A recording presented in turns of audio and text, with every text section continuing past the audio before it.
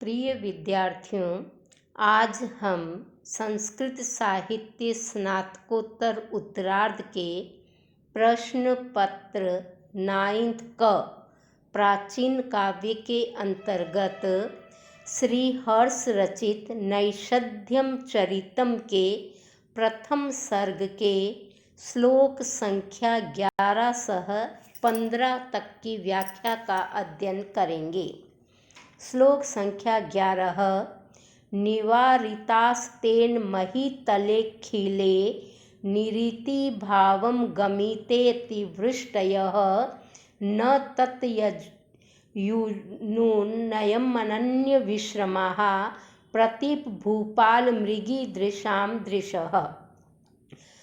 तेन अखिले महीतले, तेन नलेन, उस नल के द्वारा अखिले संपूर्ण महीतले पृथ्वी तल को निरीति भावम, इति के भाव से रहित अर्थात अतिवृष्टि अनावृष्टि, ये जो इतियाँ होती है इनके भाव से रहित गमिते करा देने पर निवारिताः अतिवृष्टयः, निवारिताः रोकी गई अतिवृष्टियाँ जो थी वह अनन्य विश्रमाः, अन्य विश्रमाः न, अन्य विश्राम स्थल को न पाकर प्रतीप, प्रतिपक्षी भूपाल राजाओं की मृगी दृशाम, मृग नयनी स्त्रियों के दृशम नेत्रों को नूनम निश्चय ही न तत्युजे नहीं छोड़ती थी, उन्होंने उन्हें नहीं छोड़ा। भावार्थ यह है कि राजा नल ने इस संपूर्ण पृथ्वी तल पर फैले हुए अपने एक छत्र राज्य के अंतर्गत, अपनी पूरी सीमाओं के अंतर्गत, अपने समस्त राज्य में अतिवृष्टि तथा अनावृष्टि, अकाल और बाढ़, इन दोनों ही इतियों को रोक दिया था। इनसे उसका राज्य पूरी तरह रहित हो गया था, मुक्त हो गया था। अर्थात राजा नल के राज्य में न तो बाढ़ आती थी और न ही अकाल पड़ता था। जब उन्होंने अपने राज्य से अतिवृष्टि को रोक दिया तो अतिवृष्टि को उनके राज्य में तो कहीं विश्राम प्राप्त नहीं हुआ, इसलिए उसने राजा नल के शत्रुओं की पत्नियों के नेत्रों में अपना स्थान बना लिया। अर्थात राजा नल के शत्रुओं की पत्नियों के नेत्र आंसुओं की बरसात करते ही रहते थे, वो नेत्र बरसते ही रहते थे, वहाँ आंसुओं की बाढ़ निरंतर आती रहती थी, क्योंकि उस बाढ़ को नल के राज्य में तो कहीं स्थान प्राप्त नहीं था। भाव यह है कि नल द्वारा मारे गए प्रतिपक्षी राजाओं की स्त्रियां निरंतर अश्रु वर्षा किया करती थी। इस श्लोक में उत्प्रेक्षा अलंकार है। तरुणी रोदन से शत्रु राजाओं के निधन की सूचना प्राप्त होने से पर्यायोक्ति तथा अतिवृष्टि आदि में अतिशयोक्ति अलंकार है। शीतांशु वर्णैर्वर्यति स्म तद्गुणैर् महाशिवेम्नः सह कृतवरी बहो दिगंगनांग वर्णम रणांगणे यशः पटम तद्भट चातुरी तुरी।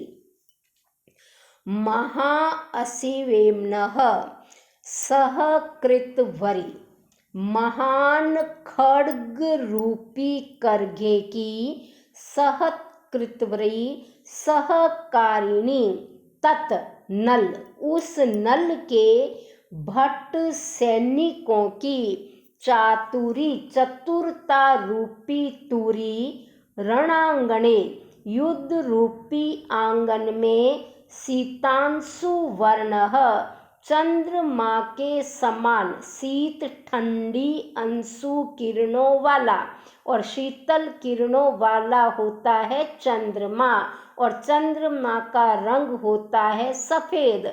तो शीतांशु वर्णई चंद्रमा के समान शुभ्र या सफेद या श्वेत रंग वाले तद उस नल के गुणई सूरता, वीरता, दानता, दया आदि गुणों से दिंग अंगनांग वर्णम, दिशा रूपी रमणियों के अंगों को ढकने वाला बहुम यशः पटम, बहुत बड़ा यश रूपी वस्त्र वैती स्म बुनती थी।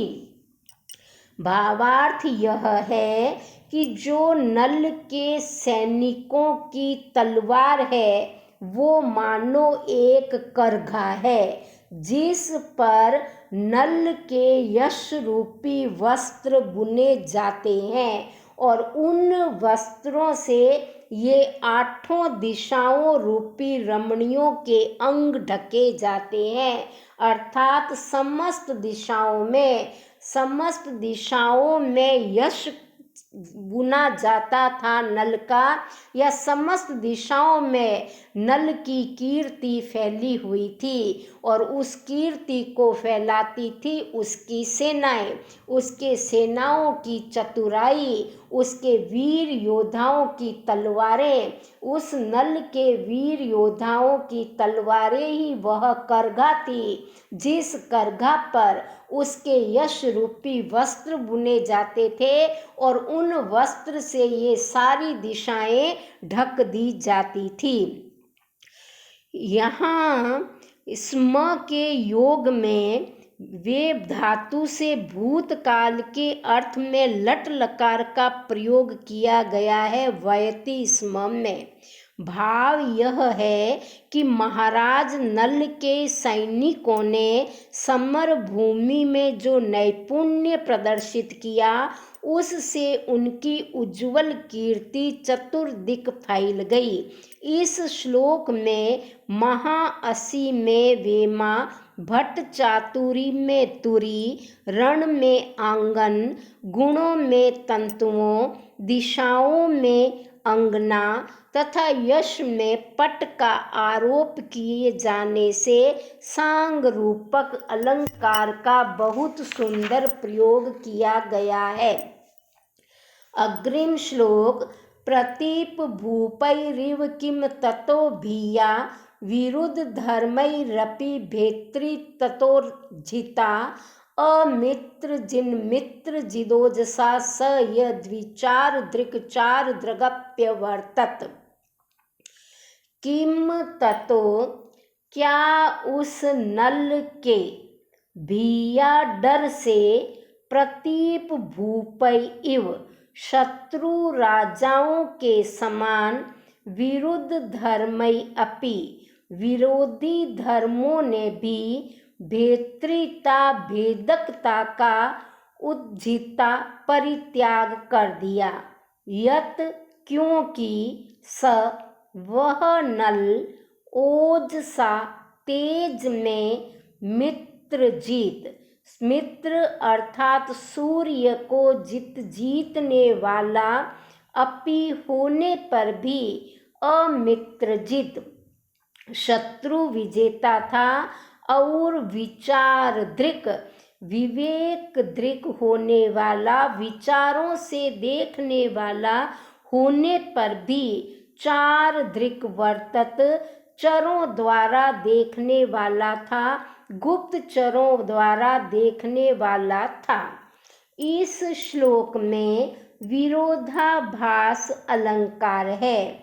कहा गया है कि नल मित्र जीत होते हुए भी अमित्र जीत है। जो मित्र जीत है वो भला अमित्र जीत कैसे हो सकता है। इस विरोध का परिहार यह है कि नल तेज में, ओजस में, पराक्रम में सूर्य के समान था या सूर्य को भी जीतने वाला था। तेज में, पराक्रम में वो सूर्य को भी मात देता था, सूर्य को भी जीतने वाला था।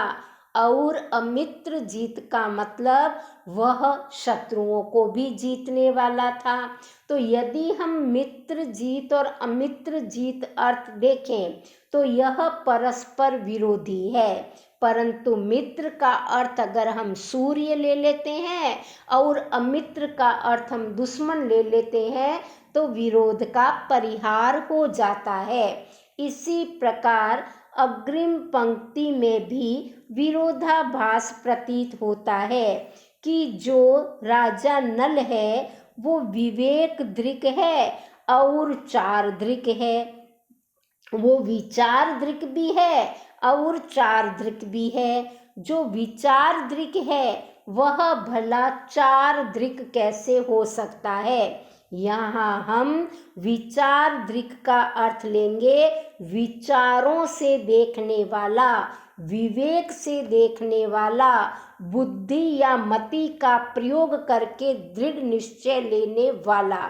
और चारदृक का अर्थ वही है गुप्तचरों की दृष्टि से देखने वाला, गुप्तचरों की सूचनाओं के आधार पर डिसीजन लेने वाला, गुप्तचरों के द्वारा देखने वाला।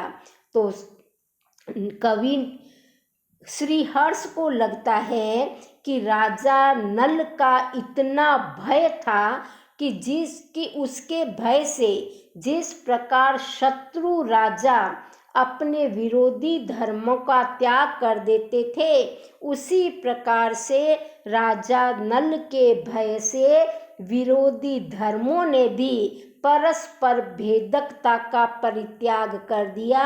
वो दोनों विरोधी भाव एक समय में एक साथ उस नल में विद्यमान हो गए। यथा अमित्र जीत, मित्र जीत, यथा विचार दृक और चार दृक। लेकिन इनका पूर्ण अर्थ करने पर विरोध का प्रतिहार हो जाता है। इस श्लोक में विरोधाभास, उत्प्रेक्षा और उपमा इन तीनों ही अलंकारों का स्थान होने के कारण यहाँ संकर अलंकार की स्थिति बन जाती है। तदोजस् तद्यस् सह स्थिता विमौ वृथेति चिते कुरुते यदा यदा तनोति भानोः परिवेश कैत्वा तदा विधि कुंडल नाम विधोरपि। तत् ओजसः उस नल के तेज और तत् यशसः उसके यश के स्थित रहने पर इमौ ये दोनों कौन? सूर्य और चंद्रमा, ये तो वृथा व्यर्थ है। इति इस प्रकार यदा यदा जब जब विधि ही ब्रह्मा चित्ते अपने चित्त में अपने मन में कुरुते विचार करते हैं, सोचते हैं, तदा तदा तब तब भानो सूर्य विदोहो चंद्रमा ये भी परिवेश कैतवात मंडल के व्याज से कुंडल नाम तनोती कुंडली बना देते हैं, घेरा बना देते हैं। भावार्थ यह है कि जब जब ब्रह्मा अपने मन में चित्त में यह विचार करते हैं, यह सोचते हैं कि इस नल के तेज के सामने तो सूर्य बेकार है और इसके यश के सामने चंद्रमा व्यर्थ है। इस नल के तेज और यश के सामने ये दोनों प्रकाश पुंज सूर्य तथा चंद्र बिल्कुल व्यर्थ है। ऐसा जब जब वह विचार करते हैं, जब जब अपने मन में सोचते हैं, तब तब वो जो सूर्य और चंद्रमा है उनके मंडल, उनके घेरे के बहाने से वो एक घेरा, मंडली व्यर्थता सूचक गोल घेरा शून्य बना देते हैं। व्यर्थता सूचक गोल घेरा यह कुंडल नाम का अर्थ है। राजा नल का तेज सूर्य के समान है तथा उनका यश चंद्रमा के समान उज्जवल है। जैसे लेखक किसी लिखित वस्तु को तथ्यहीन समझकर उस पे गोल घेरा बना देते हैं कि यह चीज तो बेकार है, वैसे ही ब्रह्मा जी ने नल के सामने सूर्य और चंद्रमा को व्यर्थ समझकर उनको निसार व्यक्त करने के लिए, उनको तथ्यहीन व्यक्त करने के लिए परिवेश के व्याज से उनके चारों ओर एक गोल घेरा बना दिया है, एक वर्तुलाकार रेखा बना दी है। यहाँ चित्ते कुरुते में ते तथा तनोति भानो में नो की आवृत्ति होने से अनुप्रास और प्रकृत परिवेश का निषेध करके अप्रकृत कुंडलना की स्थापना करने से अपहनुति अलंकार है। अग्रिम श्लोक में नल की उदारता का वर्णन किया जा रहा है। अयम दरिद्रो भवितेति वैदसीं लिपि ललाटे अर्थी जनस्य जागृतिं मृषान चक्रे अल्पित कल्प पादपः प्रणीय दारिद्र्य दरिद्रतां नृपः। अल्पित कल्प पादपः, कल्प वृक्ष को अल्प बनाने वाला। नृपः, राजा नल ने दारिद्र्य दरिद्रताम प्रणीय, दरिद्रता को या दारिद्र्य को भी दरिद्रता बना दिया, दारिद्र्य की दरिद्रता को रच करके। और अयम निर्धनः, अयम दरिद्रः, यह दरिद्र भवितः होगा, ऐसा याचकों के मस्तक पर लिखने वाले ब्रह्मा की लिपि को भी इन्होंने मृषाना चक्र क्या मिथ्या नहीं किया। भावार्थ यह है कि ब्रह्मा ने किसी के मस्तक पर यह लेख लिख दिया कि यह मनुष्य निर्धन होगा, परंतु राजा नल ने उसको इतना धन दिया कि वह निर्धन नहीं रहा। तो इस प्रकार ब्रह्मा के लिखे लेख को भी राजा नल ने मिथ्या सिद्ध कर दिया, उस ब्रह्मा की लिपि को भी झूठा सिद्ध कर दिया, क्योंकि राजा नल ने इतना अधिक दान दिया कि उनके राज्य में कोई दरिद्र बचा ही नहीं, यहाँ तक कि दारिद्र्य स्वयं दरिद्र बन गया, उसका कोई स्थान वहाँ नहीं रहा। उन्होंने कल्प वृक्ष को भी छोटा बना दिया, दारिद्र्य को भी दरिद्र बना दिया, और ब्रह्मा ने जिसके मस्तक पर यह लिखा कि यह व्यक्ति निर्धन होगा, उसको इतना धनवान बना दिया कि ब्रह्मा की लिपि को भी उन्होंने मिथ्या सिद्ध कर दिया। महाराज नल ने याचकों को इतना अधिक धन दिया कि उनकी धन की दरिद्रता दूर हो गई, अर्थात उनमें धन की दरिद्रता आ गई। इसलिए उन्होंने याचकों के ललाट पर लिखित यह मनुष्य दरिद्र होगा को असत्य नहीं किया, बल्कि अवश्य किया, क्योंकि अब उनमें धन के अभाव के स्थान पर धनाभाव का अभाव हो गया, अर्थात नल के राज्य में कोई निर्धन नहीं हुआ। ऐसा एक महान प्रतापी राजा हुआ था नल।